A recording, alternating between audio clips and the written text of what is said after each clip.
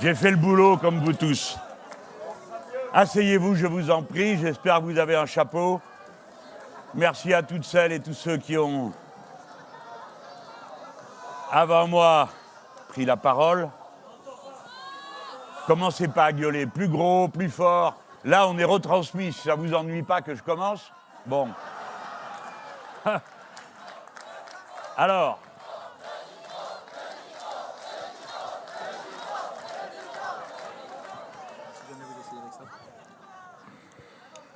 Tiens.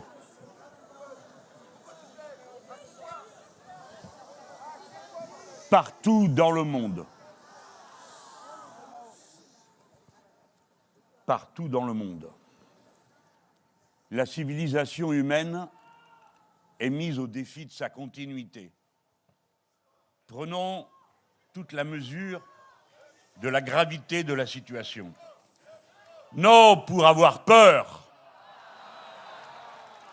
mais pour réfléchir, pour avancer vers les solutions. Nous ne partageons pas cette méthode lamentable qui consiste à jouer sur la peur, car la peur tétanise. La peur durcit les cœurs. La peur ferme les esprits. Et face au défi, c'est le contraire qu'il faut faire. Ouvrir en grand son cœur pour entrer en empathie avec la planète elle-même. Pour entrer en empathie avec chaque autre être humain et être non humain doué de sensibilité. Parce qu'il faut avancer et trouver une solution. Pas juste gesticuler, trouver une solution. Tous les problèmes ont une solution. Un problème sans solution est un problème mal formulé. Exemple de problème mal formulé. Régler la catastrophe climatique déclenchée par le capitalisme avec les méthodes du capitalisme.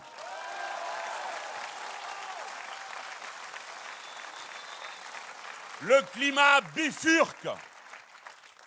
Il détruit toutes les chaînes de production.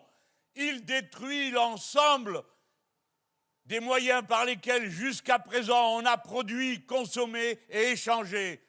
Il faut donc que de fond en comble, la politique, elle aussi, bifurque et que l'on passe non pas à la transition écologique, mais à la bifurcation écologique. Que l'on prenne au sérieux les mots que l'on utilise. Quand en 2019, nous avons fait une proposition de résolution, nous autres, le groupe des 17 insoumis, pour que la France déclare l'état d'urgence climatique, on nous a dit, texto, vous ressortez vos vieilles lunes. C'est ce que nous ont dit LREM et les Républicains au moment où ils ont décidé de voter contre. Et pour finir, c'est eux qui, dans une autre loi, ont introduit un article à la dérobée, disant qu'il y avait un état d'urgence climatique en 2019. Et qu'est-ce qu'ils ont fait depuis? Rien, absolument rien, sinon continuer les méthodes avec lesquelles tout se détraque et tout va dans la catastrophe que vous voyez. Mais pour autant, nous savons qu'on peut inverser le cours des événements à condition de prendre et d'aller jusqu'au bout des bonnes décisions qu'il faut prendre. Elles sont de deux natures. Premièrement, prévenir, c'est-à-dire stopper les causes qui contribuent à l'aggravation du changement climatique, car nous ne sommes pas au bout des paliers que la politique de la droite, la politique de la finance, la politique des Macron est capable d'atteindre pour faire bifurquer encore plus le climat. Et puis, il faut envisager aussi de réparer, je dis bien réparer, rendre à la terre sa fécondité en cessant de la polluer avec les glyphosates, rendre l'eau qu'on emprunte à la rivière plus propre que celle que nous captons, car nous l'avons polluée avec tous les pesticides et leurs dérivés, rendre l'air plus propre que lorsque nous l'empruntons, car nous, les êtres humains, dans ce régime économique, nous avons aussi pourri l'air. Prévenir, réparer, et ne pas accepter l'idée que la nature aurait un prix que la nature aurait un prix et que par conséquent, on pourrait payer le prix de la réparation. Il faut cesser de détruire les équilibres qu'au fond de milliers et milliers d'années, l'environnement qui nous entoure a construit. Il faut entrer en empathie et peut-être s'interroger sur le fait qu'en pensant qu'il y a d'un côté une nature et de l'autre côté une culture des êtres humains, nous pensons correctement la réalité. Car au moment où nous venons de vivre la plus grande sécheresse que la France ait jamais vécue depuis 500 ans, nous avons vu quand une forêt brûle quelque chose que nous avions du mal à mettre en mots. Et ce quelque chose, c'est que ce n'est pas la forêt qui brûle, c'est nous qui brûlons avec. Toute la part qui en nous est la forêt, toute la part qui en nous sont les animaux qui y vivent. Nous ne voulons plus de ce système. Et par conséquent, je le dis, comme je le répéterai dans un instant, l'union n'est possible dans notre famille qu'à la condition qu'elle se déploie dans l'inventivité, l'imagination d'une rupture complète avec le système capitaliste. Ces méthodes pourries et la cupidité infâme qui anime. Cet été, on brûlait 5000 hectares de forêt. 5000 hectares de nous-mêmes ont brûlé. Et pas seulement en France. Merci à ceux qui nous ont aidés des pays voisins. Mais je ne vous cache pas que je souffrais, voyant ma patrie, qui fabrique des avions, être obligé d'en emprunter aux voisins, quand c'est nous qui devrions en prêter. Comme nous aurions dû courir à la rescousse de nos frères et sœurs algériens, quand a brûlé le 10% de la plus belle réserve de biodiversité qui est en Algérie. Car de ce point de vue, nous sommes une communauté humaine, une et indivisible, quand bien même nos nations sont différentes, et nous le savons. Il faut cesser de ne pas prendre au sérieux les mots qu'on emploie. Nous demandons que face à cette sécheresse, l'état de catastrophe naturelle soit déclaré pour que les 10 millions de personnes dont la maison a craqué, parce qu'on l'a construit stupidement sur de l'argile, sans tenir compte d'aucune des alertes que les scientifiques et les politiques avaient lancées avant, comme nous l'avions fait. 10 millions de foyers qui se demandent ce qu'ils vont faire. L'état de catastrophe naturelle doit permettre de mettre à la charge des assurances qui ont tant profité de la crise, qui ont accumulé tant d'argent, de mettre la main à la poche et d'assumer les conséquences de leurs choix politiques néfastes. Il faut cesser de mentir aux Français en leur disant que le nucléaire est une énergie sûre parce qu'elle ne l'est pas et parce que le danger s'est accru dès lors qu'il y a la canicule et la sécheresse. Ce n'est pas vrai que ce soit une énergie stable, au contraire des éoliennes ou des machines marémotrices, puisque nous avons aujourd'hui 29 centrales sur 58 qui sont arrêtées. Autrement dit, parce que tous ces gens viennent de découvrir que le nucléaire aussi est sur la planète Terre, sous le climat de la planète Terre, et qu'on ne refroidit pas une centrale avec de l'eau chaude. Mais par contre, c'est être criminel que de donner des autorisations pour que l'on rejette à l'eau la part d'eau qu'on saura consommer pour refroidir la centrale, de sorte que les centrales nucléaires qui rejettent de l'eau chaude contribuent au réchauffement de la mer Méditerranée, qu'ils ont déjà quasi transformé en un cloaque. Il faut cesser de ne pas écouter les propositions quand elles sont faites. Il faut accepter d'en discuter, même si c'est pour les rejeter. Mais pourquoi n'ont-ils pas écouté? Pourquoi n'ont-ils pas discuté notre proposition dans la campagne lorsque nous disons que la guerre d'Ukraine présente comme principal danger pour toute la civilisation humaine les 19 centrales nucléaires qui se trouvent en plus de celles de Tchernobyl sur le sol de l'Ukraine? Il faut déployer des casques bleus le long des frontières de ces centrales nucléaires, en tombant bien d'accord sur le fait que si personne ne veut le faire, alors les Français doivent être en première ligne pour dire « nous allons le faire ». Et nous sommes à la disposition de l'ONU pour être casque bleu.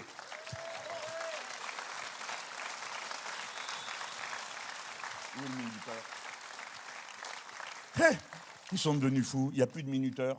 Voilà, je peux parler pendant des heures. Hein. Bon.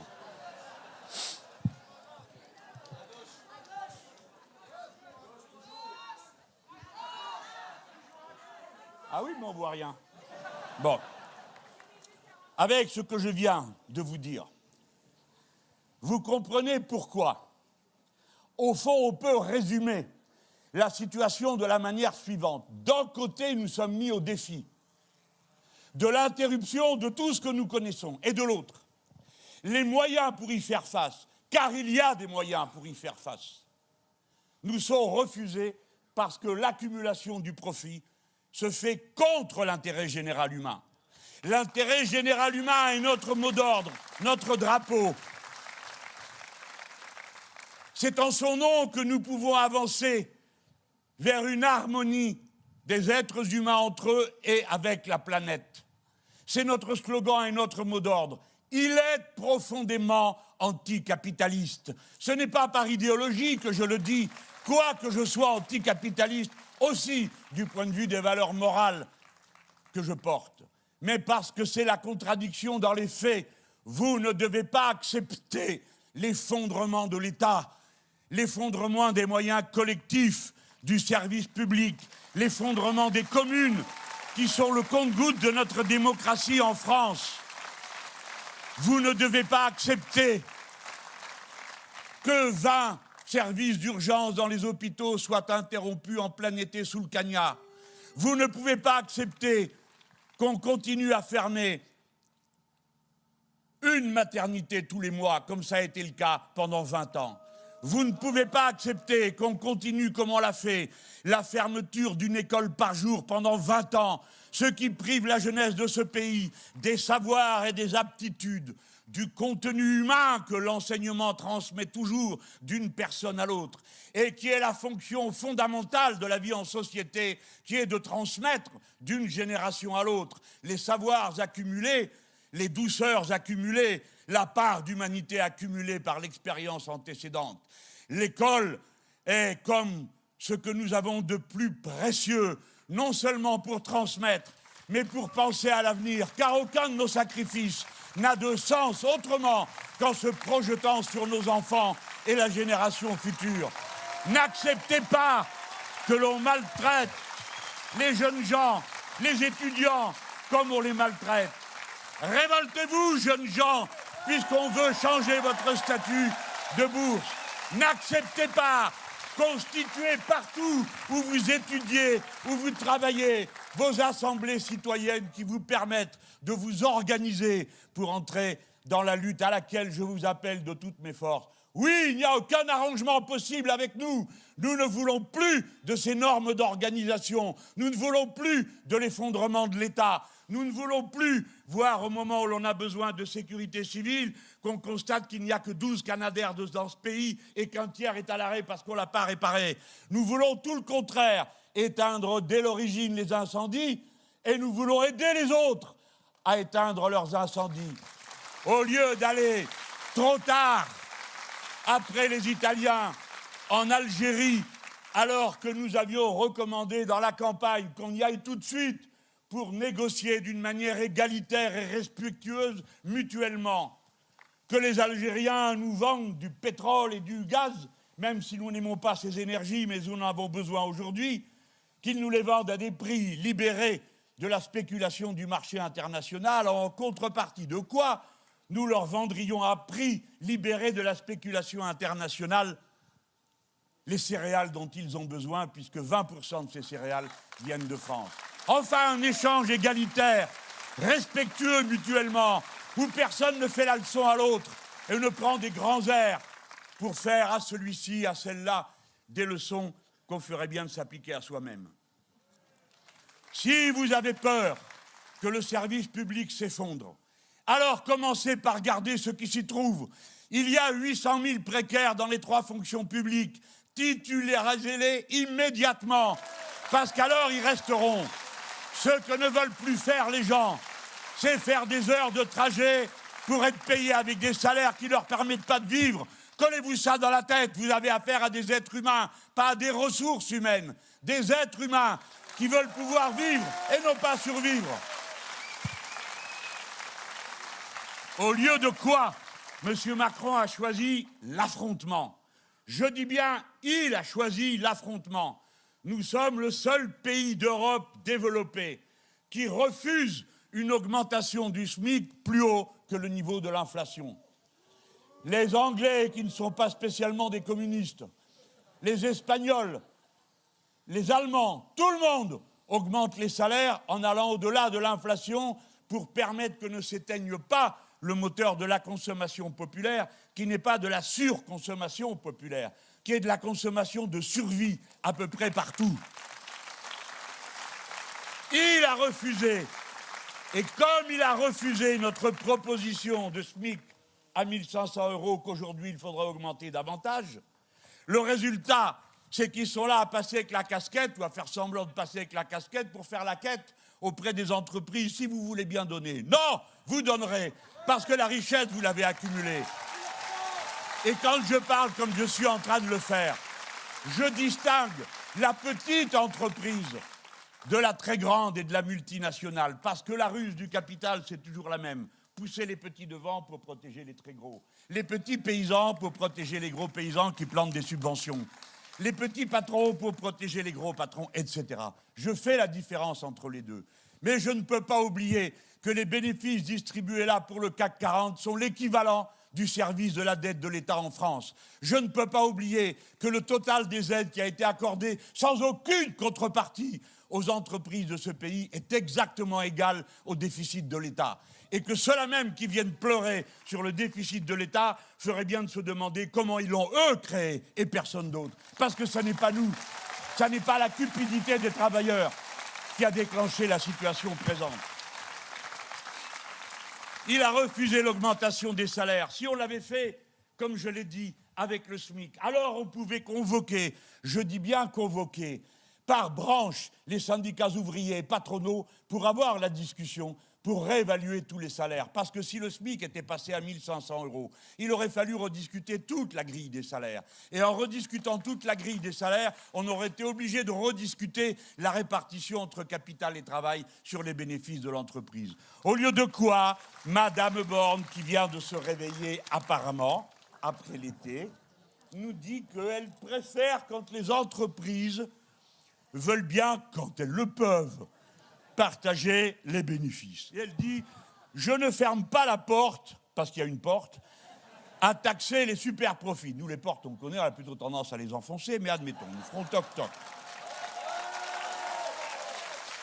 Elle dit, il faut baisser les prix et donner du pouvoir d'achat aux salariés. Comment vous comptez obtenir ce résultat? En passant votre casquette? Bien sûr que non. Et elle dit, certaines d'entre elles, d'entreprises, ont déjà pris des engagements. Nous attendons de savoir lesquels. Et elle ajoute, nous veillerons à ce qu'ils soient respectés. Alors là, je dis carrément qu'elle dit n'importe quoi. Depuis quand le gouvernement observe les engagements des entreprises pour les obliger à les tenir? Ça n'est ni dans la loi, et surtout, ça n'est pas souhaitable. C'est dans la relation entre les organisations syndicales des salariés et les organisations patronales qu'un tel contrôle se fait, après qu'on ait signé des accords en bonne et due forme. Il a refusé de bloquer les prix. Par conséquent, se répercute une hausse des prix dont la plupart est d'origine purement spéculative.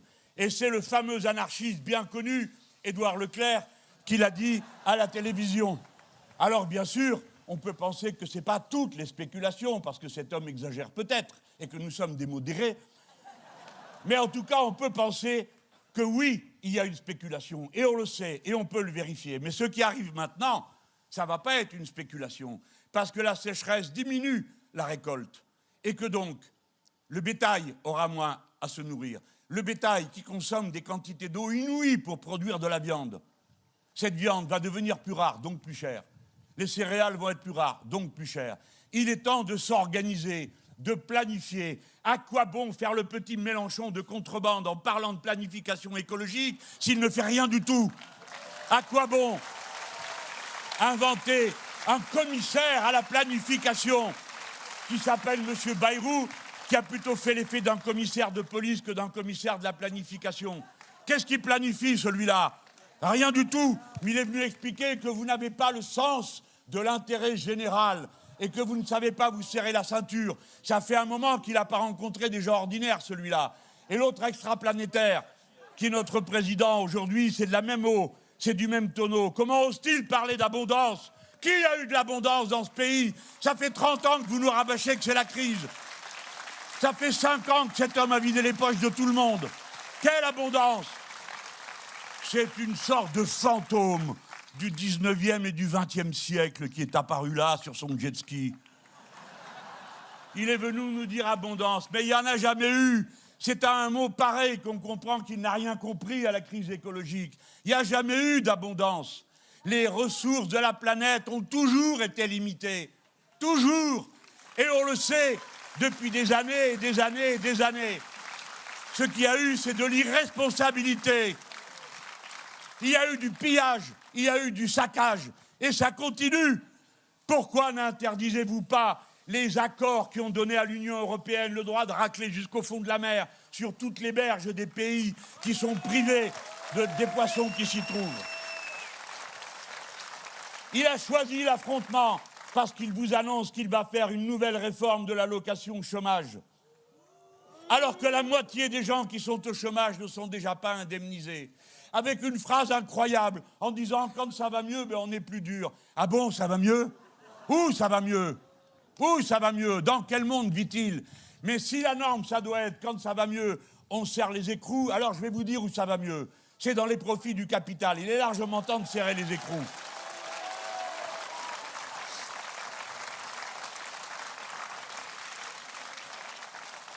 Autrement dit, on ne peut pas faire face à l'ampleur de la crise qui résulte du climat si on ne s'en donne pas les moyens. Or, les moyens sont trustés par quelques-uns. Il faut donc un partage énergique et fondamental entre le capital, le travail et, d'une manière générale, toute la société. Car il n'y a pas que le travail. Dans un pays où il y a 6 millions de chômeurs, dans un pays où il y a, nous dit-on, 10 millions de personnes à l'aide alimentaire, dans un pays où il y a des millions de retraités, dans un pays où il y a 2 millions d'étudiants, et tant mieux, peut-être n'y en a-t-il pas assez, il en faut davantage. Alors tout cela, quoi qu'ils ne soient pas au travail, dans un contrat de travail, ils sont appelés à la lutte comme les autres. Ils doivent y prendre leur place. Je dis bien tous, les retraités, les étudiants, les lycéens, les chômeurs. La lutte a besoin de toutes les énergies, de toutes les personnes, et pas seulement d'une avant-garde ici ou là. Le partage des richesses est la question clé. Je vous l'ai montré tout à l'heure. Le déficit de l'État correspond aux cadeaux qui ont été faits aux entreprises. Les bénéfices des sociétés correspondent exactement à la part de l'argent qui a été distribué. Ces chiffres se retrouvent, ils sont sans appel. Regardez ce qu'est devenu l'Angleterre, grand pays dévasté par le libéralisme, où plus rien ne marche. Eh bien, nous en prenons le chemin. Nous sommes en voie de tiers-mondisation quant à l'hôpital, quant à l'école, quant à la sécurité civile. C'est cette pente qu'il faut renverser. Nous en avons les moyens et nous irons les chercher là où ils se trouvent. C'est la raison pour laquelle, au nom de l'intérêt général de notre pays, il est temps de taxer les profiteurs de crise qui se sont enrichis grossièrement pendant cette période. Il faut les taxer. Il faut augmenter la contribution des très grandes entreprises au financement de la vie collective. Quand même, quand les États-Unis d'Amérique augmentent de 6 points leur taxe sur l'entreprise, qu'on n'aille pas nous dire que c'est devenu un État chaviste tout de même, non? Bon, alors, on pourrait peut-être aussi en France se demander si ce n'est pas le moment de renverser la pente qui fait qu'au cours des 30 dernières années, on a dû passer de 44 ou 45% du taux de taxe à 25 ou à moins de 25 aujourd'hui. Parce que nous sommes en danger tous, autant qu'on est. Et que l'on soit entrepreneur, salarié, et surtout la production elle-même est mise en cause. Donc on peut. Comment se fait-il que la France soit le seul pays qui ne le fait pas, qui n'augmente pas le salaire minimum, comme c'est le cas des autres pays développés, qui ne crée pas une nouvelle fiscalité par rapport aux bénéfices des entreprises. En la différenciant, bien sûr, selon qu'elle va en dividendes ou qu'elle est en investissement. Mais ces gens ont rempli leur poche d'une manière incroyable et on n'en retrouve pas la trace dans l'investissement. Ils n'ont pas augmenté les salaires, on le sait, mais ils n'ont pas non plus acheté des machines, mais ils n'ont pas non plus fait baisser les prix.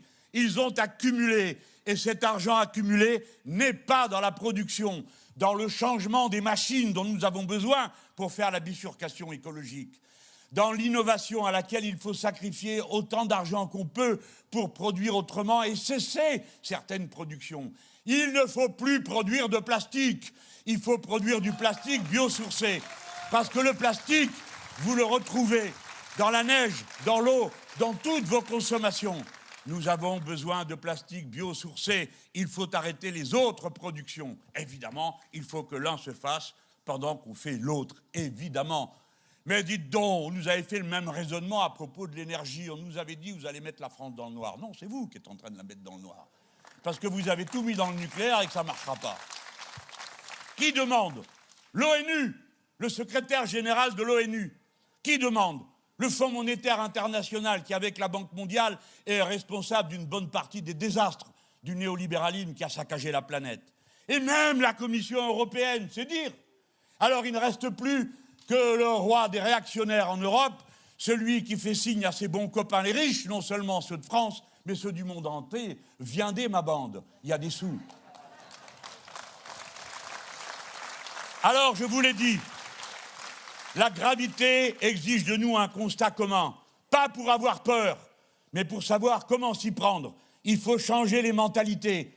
Même nous qui gouvernerons, quand nous gouvernerons, nous devrons gouverner autrement. Nous sommes entrés dans l'ère de l'incertitude. Comme m'a dit hier Grégory Doucet, le maire de Lyon, il nous faut apprendre à gérer, en gros, faire de la gestion des risques, comme les associations humanitaires savent le faire. C'est-à-dire, d'abord écouter les alertes, pas les mépriser.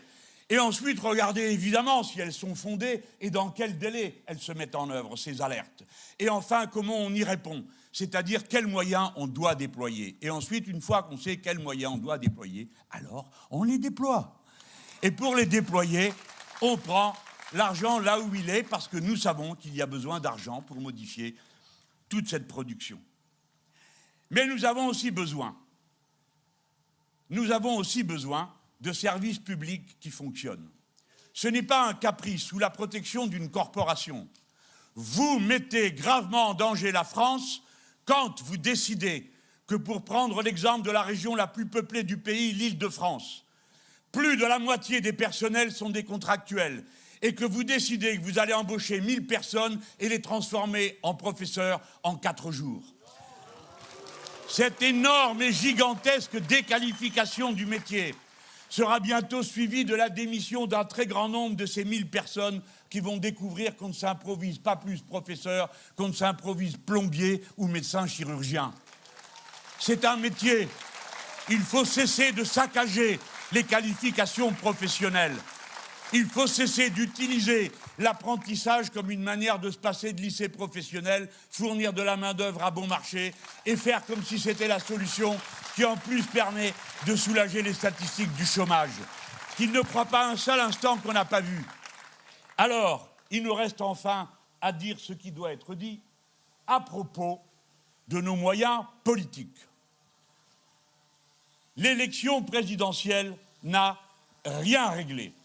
Pourquoi? Parce qu'on a pu discuter de rien.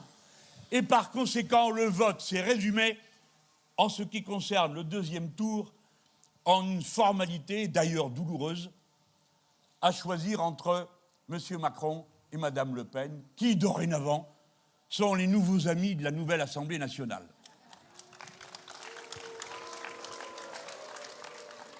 Et puis, parce que s'il y avait un doute sur la question, c'est-à-dire que veut au juste le peuple français, ce qui, j'en conviens, n'est pas forcément simple à définir. Quand 3 blocs émergent, à peu près égaux, et que le 4e est fait d'abstentionnistes. Alors, il faut se battre pour convaincre. Nous ne croyons qu'à cette méthode-là, c'est-à-dire à la démocratie. Mais tout de même, je veux rappeler, pour montrer à quel point nous sommes dans une crise politique, que le président à peine élu un mois et demi plus tard, a été battu à l'élection législative. Et ce n'est pas tout. Un mois et demi plus tard, nous sommes passés de la 3e place à la 1re. Nous avons gagné le 1er tour de l'élection législative. Et oui, nous avons des droits sur les décisions. Et nous l'avons perdu au 2e tour. Comment? Pourquoi? Parce qu'au 2e tour de l'élection législative, compte tenu du mode de scrutin, qui n'est pas la proportionnelle départementale, mais le scrutin uninominal à 2 tours, qui est une bizarrerie qui date de Napoléon III, eh bien, dans cette élection au 2e tour, les républicains,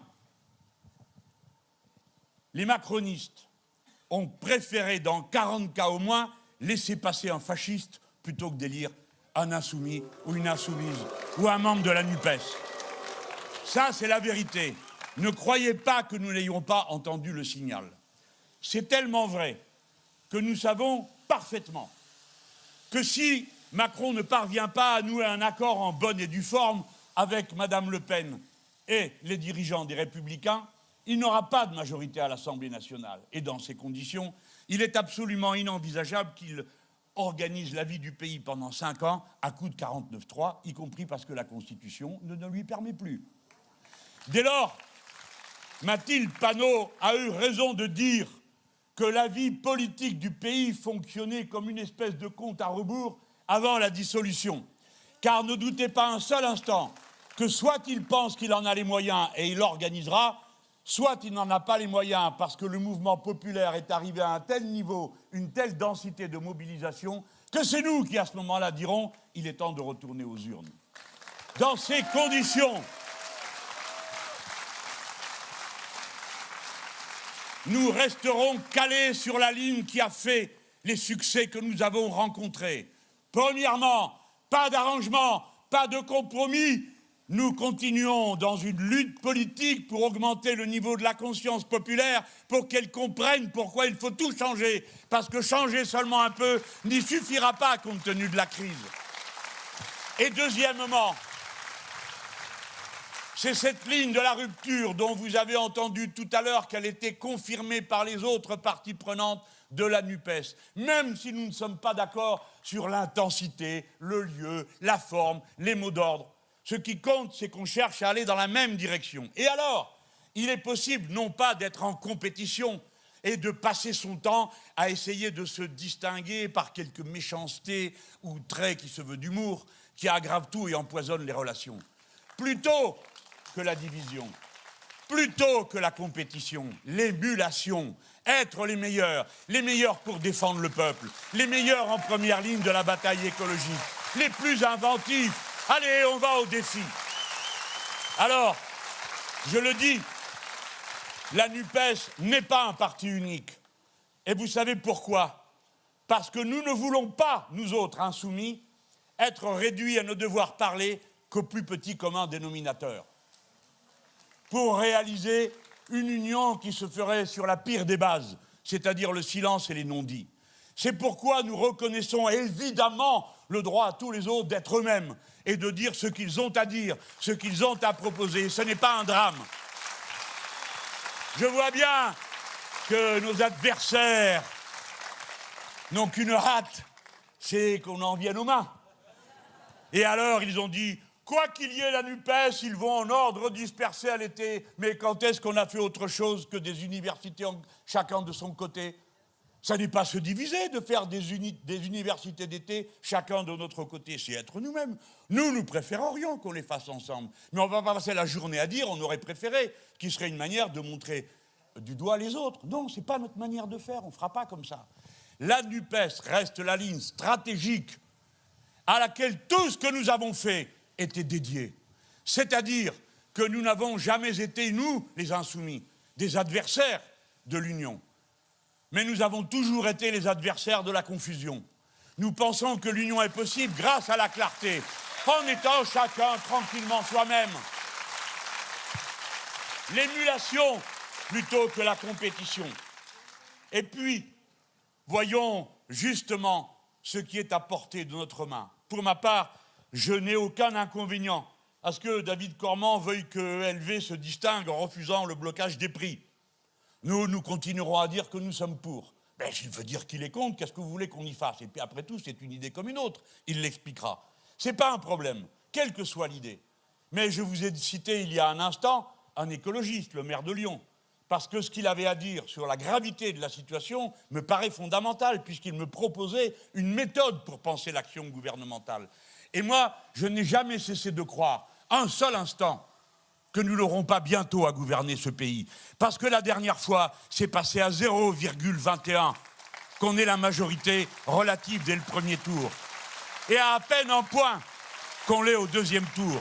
Je dis aux jeunes, et surtout ceux de la première fraction d'âge, c'est-à-dire ceux qui vont jusqu'à 26 ans, si 2% d'entre vous de plus, puisque vous votez à 50% pour la NUPES, si 2 points de plus avaient voté, nous aurions gagné.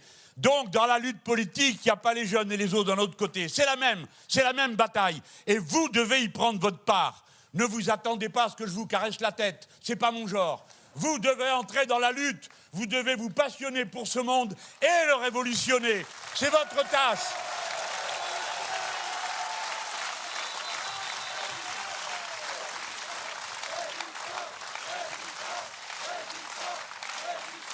Amis,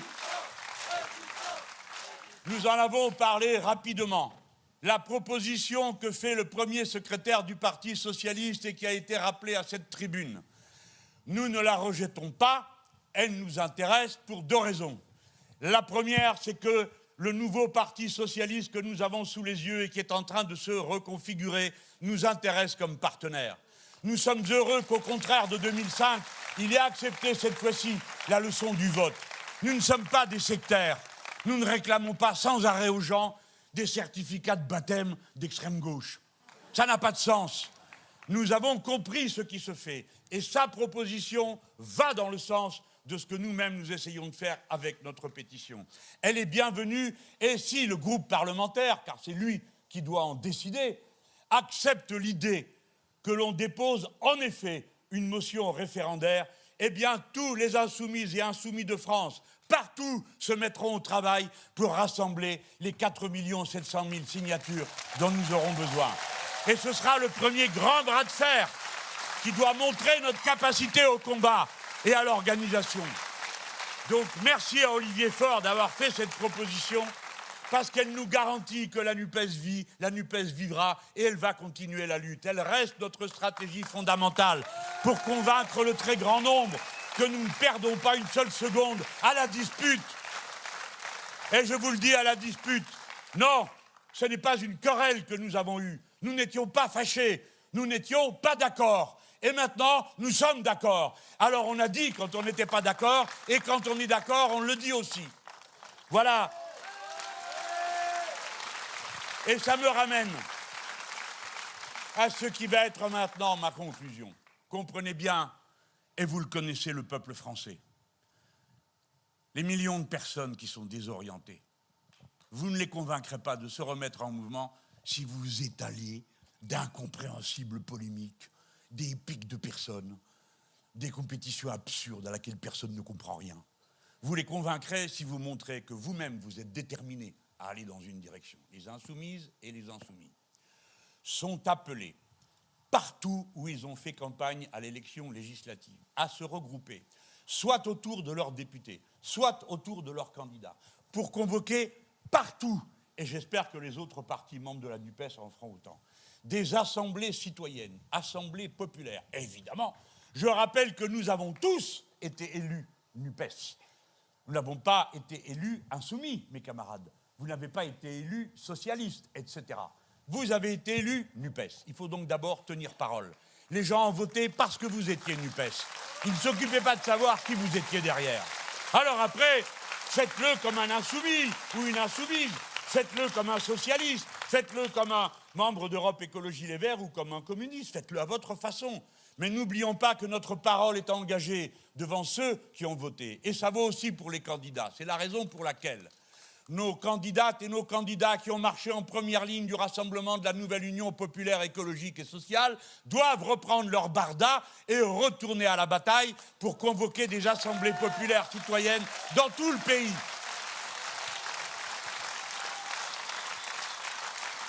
Insoumises, insoumis, soyez ce que vous êtes, un mouvement utile. Nous sommes un mouvement, pas un parti, un mouvement utile.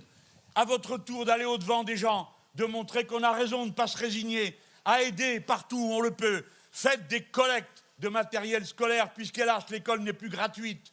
Donnez-les aux associations qui s'occupent d'organiser la distribution.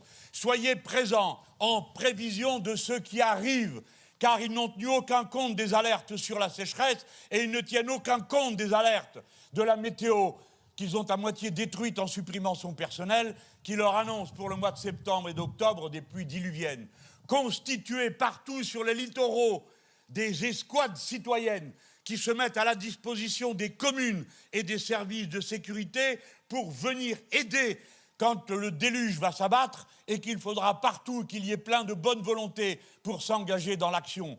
Partout, soyez présents. Nulle part, il n'y a de fatalité. Qu'elle tombe du ciel, la riposte viendra toujours de la mobilisation humaine. Vous autres, les lycéens et les étudiants, faites-en autant. Préparez l'action, ne vous résignez pas. Et puis, je l'espère, nous aurons une belle marche à la moitié du mois d'octobre. Et sans doute, parce que tout le monde saura qu'il y a une belle marche commune à l'appel de ce collectif qui vient de se constituer, dans lequel il y a la NUPES, mais aussi des syndicats, mais aussi des associations. Eh bien, c'est tous ensemble que nous allons commencer à préfigurer ce nouveau front populaire dont nous avons besoin dans ce pays pour renverser la table. Cette fédération populaire dont nous avions rêvé.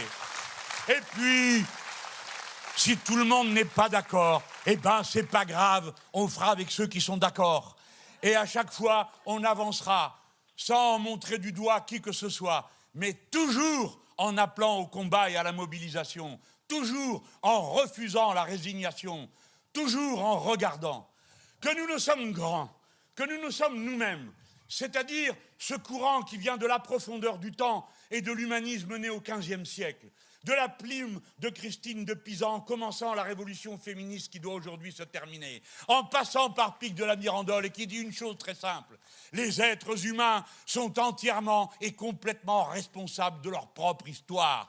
Il n'y a aucun destin qui les pousse d'un côté ou de l'autre. Et même si le monde est absurde, comme Camus l'a parfaitement bien pointé, alors c'est en roulant le rocher, quand bien même il redescend 100 fois, le remonter, parce que le cœur d'un être humain se construit dans l'aspiration au sommet. Et le sommet, ça ne veut pas dire le sommet de la hiérarchie, ça veut dire le sommet du crapahut, c'est-à-dire le sommet de l'humanité, du partage. Alors, ayez en vous, quelle que soit la difficulté, permettez-moi de vous le dire, dans la position singulière qui est la mienne dorénavant et depuis ces 3 élections qui ont eu lieu. Singulière parce que si je suis en retrait, parce que je l'ai décidé de ne pas être candidat pour la 7e fois à un mandat parlementaire, parce que les électeurs de ma circonscription m'avaient donné un beau et joli billet de sortie en me donnant 55% des voix dès le premier tour à la présidentielle. J'ai décidé d'être en retrait de cette première ligne de front, magnifique, magique, qui a continué si bien l'esprit des 17, l'extraordinaire groupe de 75 que dirige avec brio, force, enthousiasme, Mathilde Panot, qui a inventé le féminin du mot tribun. Ce groupe est fier. Ce groupe est fier d'être le groupe des mal habillés, même quand il met sa tenue du dimanche. Après tout, si après les sans culottes, il y a les sans cravates, ça nous fait plutôt plaisir. La marche doit avoir lieu, et à vous tous, je dis, il vous faut incarner quelque chose qui est plus grand que vous, qui est la France, qui entre dans une période d'ébullition. La crise politique est à son comble. Je ne vais pas refaire un segment de discours. Je vais vous lire un résultat de sondage, moi qui ne les aime pas, mais puisque les autres les aiment tant. C'est un sondage Harris pour Challenge, qui n'est pas un journal anarchiste. 26% des Français pensent que la France est un régime autoritaire. Ils sont lucides. 37% estiment, 37%, que les élections sont faussées. Honte à ceux qui ont empêché qu'on débatte des sujets qu'il y avait à trancher. Et 55% pensent que la démocratie ne fonctionne pas bien, d'une manière ou d'une autre, sous une forme ou sous une autre. Le moment venu, l'Assemblée constituante devra être convoquée pour que le peuple s'autofonde en refondant les institutions qu'il veut avoir en commun. La révolution citoyenne a pour objectif la 6e République écologique et sociale. La révolution citoyenne a pour objectif la parfaite égalité en droit des femmes et des hommes. La révolution citoyenne garde en objectif le fait qu'il n'y a aucune différence entre un être humain et ce qu'on appelle la nature dont il dépend. Voilà qui nous sommes. Alors, ce qui pour vous doit être la plus grande force, c'est d'être capable de marier le pessimisme indispensable des constats.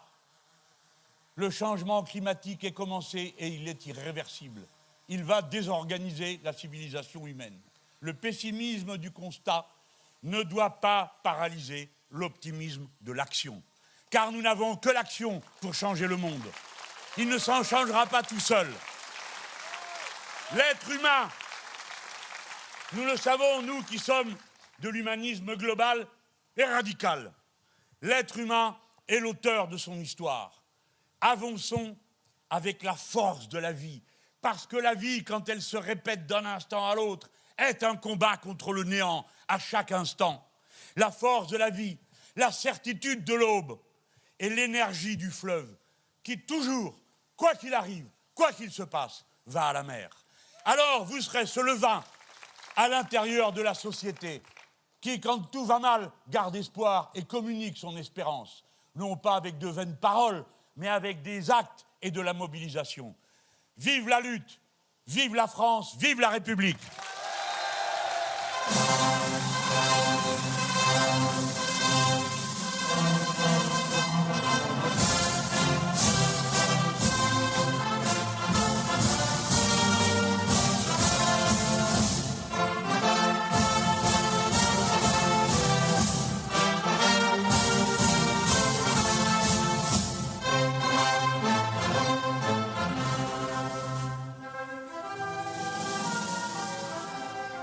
Et voilà donc la Marseillaise pour venir clore ce discours de Jean-Luc Mélenchon. 50 minutes de discours très précisément pour la fin de ces journées d'été de la France Insoumise qui se passe dans la Drôme. Alors beaucoup de thématiques abordées, mais Françoise Degois, vous le disiez pendant que ce discours avait lieu, finalement pas de thématique vraiment surprenante. Vous parliez de continuum pour Jean-Luc Mélenchon, il reste dans la droite lignée de ce qu'on connaît de lui. Mais tant mieux, enfin pour les gens qui ont voulu. Mais Jean-Luc Mélenchon, c'est le combat. Hein. Comment il termine, vive la lutte. J'ai assez, à part Arlette Laguillet, mais je le compare, la comparaison n'est pas raison, je le compare pas du tout à ça.